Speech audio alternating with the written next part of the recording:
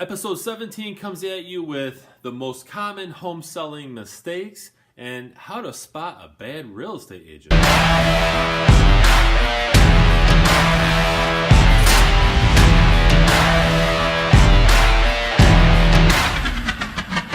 Welcome everyone to episode 017 of the AskJasonGelios Show.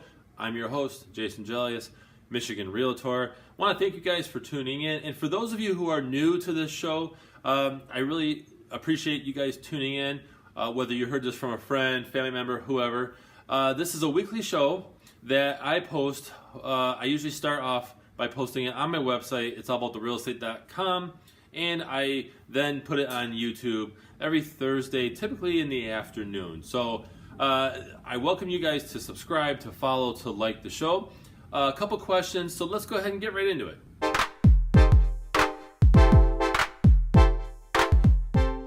I get asked this question often, and that's what type of mistakes do or can home sellers make? And so I'm going to share with you 8 of the most common mistakes that a home seller can make. All right, number 1, I got my list here. Number 1 is skipping a pre-listing home inspection. Now, this is subjective. It depends on, if you have doubts about your home. If it's an older home and you're like, well, I'm kind of worried about the buyers having an inspection, maybe it'll pull up some things. Make sure that you have a pre-listing home inspection. They're very affordable, and you can know what is or what could be wrong with your home before you list it. That's always a good thing.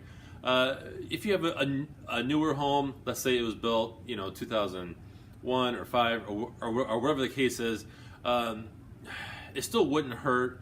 But mostly on older homes where you have a little bit of doubt with your home, make sure that you have a pre-listing home inspection. It doesn't hurt. Number 2, skimping on your sales prep. And what that means is some home sellers will want to just test the market, right? They'll have an agent put it out there, or they'll put it up for somebody owner, and they just want to test the waters. Well, you don't want to be known, especially if it's listed on the MLS, you don't want your house to be known as the problem house. Meaning, if you did not prep your house to sell, if you did not touch up the walls that have nicks in it or holes in it or whatever the case may be, okay, fixing up the curb appeal.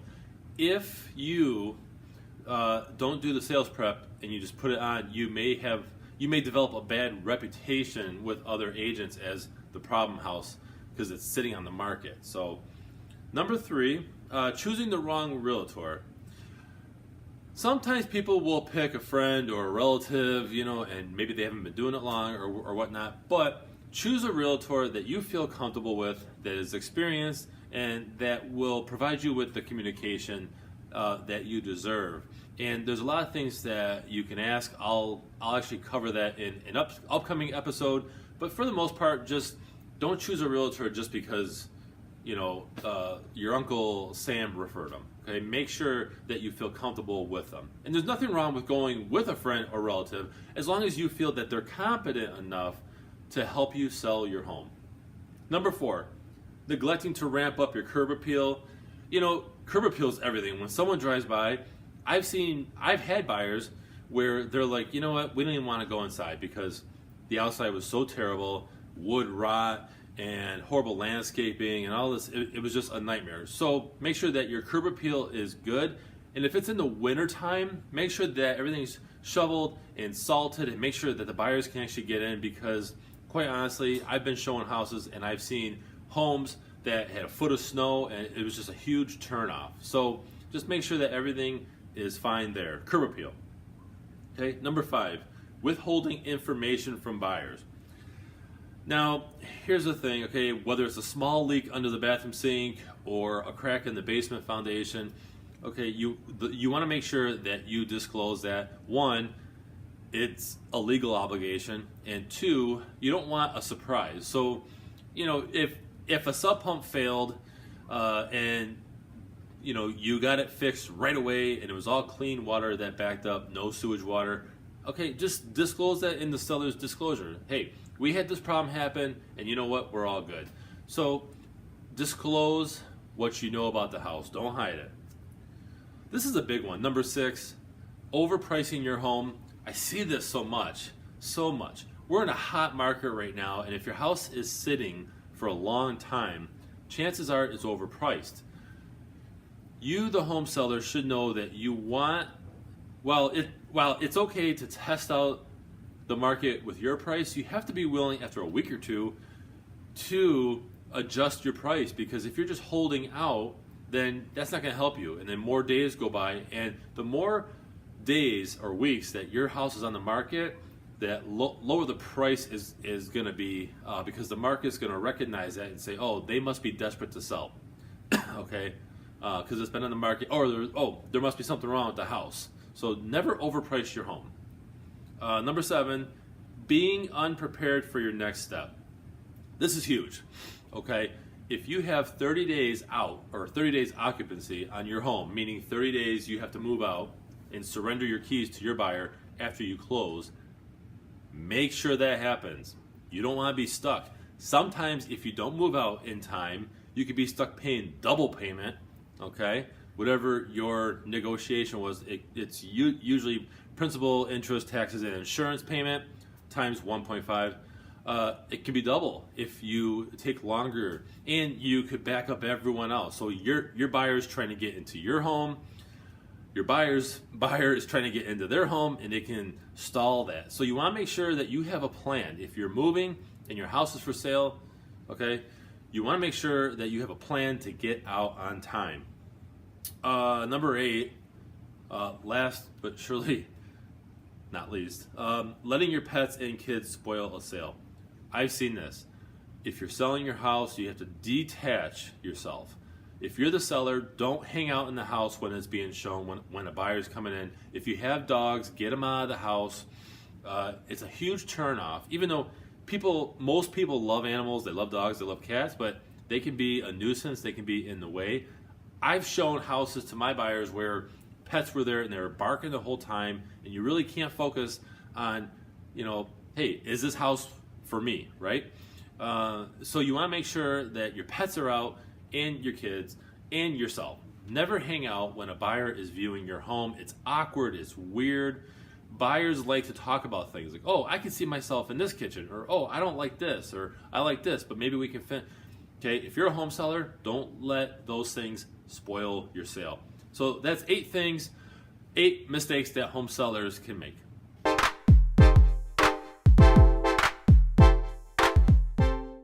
Okay, so I got asked this question last week. How do you spot a bad agent, right? You hire a real estate agent, or you're thinking about hiring a real estate agent, and you're trying to figure out, are they the right one, okay?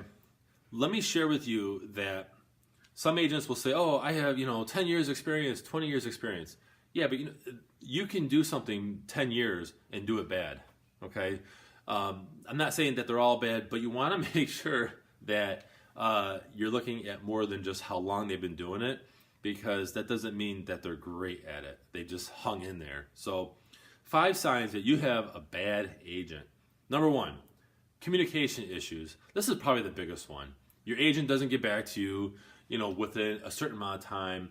Okay, they don't provide you the professional conversation that you deserve. They're not trying to get feedback from showings, although not every agent leaves feedback, but you should be getting some form of feedback, even if it's, hey, they didn't want to leave information, okay? So communication is key. You have to have open communication. I communicate with my clients often just because, they want to know what's going on, especially on the selling side. So that's a big one. Number 2, power struggles. A great real estate agent, realtor, will have the power of confidence, okay? What I mean by that is they're going to stand their ground for you when they're communicating with the other agent, and when things get difficult, they're going to have the power of confidence, okay? They back that up by information. When they back that up by knowledge, by expertise, by looking at the market, okay? Things like that. Aggressive, confident real estate agents will have the power of confidence. So, number 3, lack of leadership. Now, the opposite side of that coin is, if your agent agrees with you on everything, oh yeah, sure, oh yeah, I mean everything, okay, they can agree with you on some things, but if they just say yes, if they don't provide you guidance, then they're really not worth it to have. So if everything you say, yeah, sure, we can do that, yeah, sure, to every single thing, instead of providing you guidance, okay, then you don't have somebody that is worth anything. And I hate saying it like that, but it's just true. So you want somebody who provides you guidance. So number 4, abundance of attitude. Some real estate agents, and I might get chastised for this, but a lot of real estate agents, especially if they've been doing it longer, they tend to develop an arrogance. And I'm not saying that all agents do this. I know a lot of great agents, but what I can tell you is, if an agent is talking to you like you're a kid, like you're basically annoying them with your basic questions, then that's not a good sign. Okay, you want to get rid of that agent. Actually, you want to make sure that they are treating you with the respect and the courtesy. People have questions. Home sellers, home buyers have questions, and you want to make sure that your agent is patient and understands where you're coming from and talks to you in a respectful manner. This should be basic, but you would be surprised how many agents, when they get you to sign on the line, that, they got you hooked and they don't treat you with the respect. So not all agents do this, but a lot of them do, and it's unfortunate, but just kind of, go with your gut on it and make sure that you're not a victim of that.